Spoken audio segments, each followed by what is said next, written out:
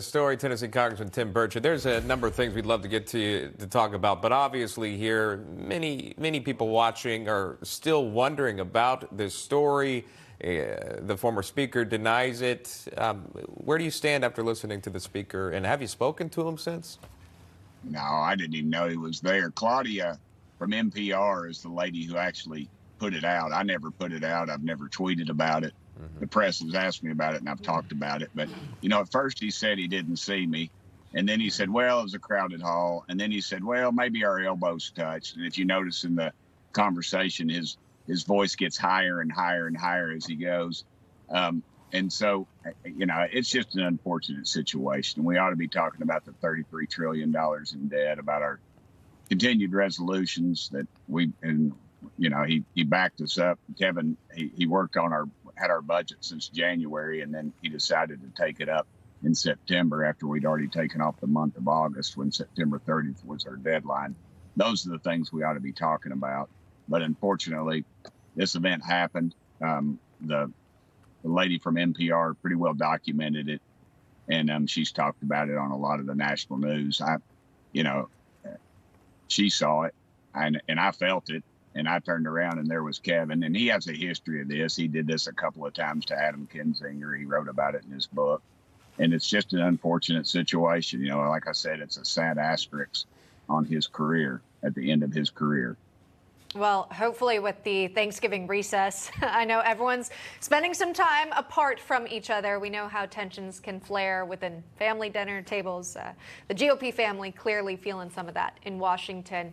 But yes. When you come back from recess, what is priority number one for the leadership, for GOP members under Speaker Johnson here? I mean, what is going to get top billing? 2 words: fiscal sanity. He's talked about passing a budget, and that's got everybody, that's got the uniparty, all the former leadership, all the cronies, all the lobbyists upset. K Street, as they call it, where the lobbyists live.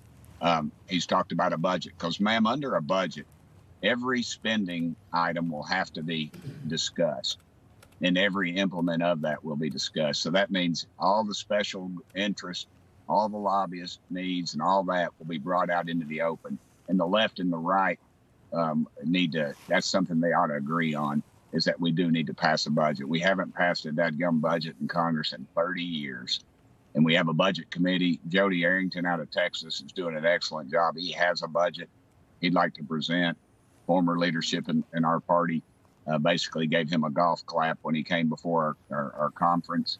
And this speaker is giving it more than lip service. He is committed to us that he is going to work on passing a real budget in Congress and having some accountability. I think that's what America needs, because, as you know, our credit rating was downgraded, only the second time I think it's happened in the history of this country, and 2 reasons: fiscal responsibility and leadership maturity. And I believe we've got both of those in Speaker Johnson. Let's stay on Speaker Johnson, if we can, with you quickly here. So for years, the public has been the public has been calling for the release of the January 6th videotape, more than 40,000 hours. Speaker Johnson has dropped those. He's released those. You're seeing some of the footage in here now. And really, when you go through it, I mean, there's a variety of obviously different scenarios here.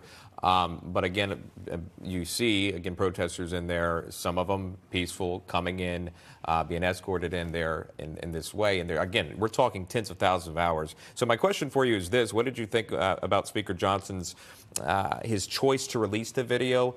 And why didn't Speaker McCarthy? Did he not have the authority to do so? Why didn't he release them? Well, I can't speak for Kevin. All I know he said he was going to, and he didn't. He also said we were going to have single item spending bills, and he didn't do that either. Speaker Johnson is doing both of those things. He's keeping his word, and I think that's a refreshing thing in Washington, D.C. for somebody in leadership, keeping their dadgum word. I was the last House member anyway to leave the House floor on January 6th. I wish they would release. I would like them to show some of the things that I saw and that the public needs to see, to clarify some of the stuff that's been said.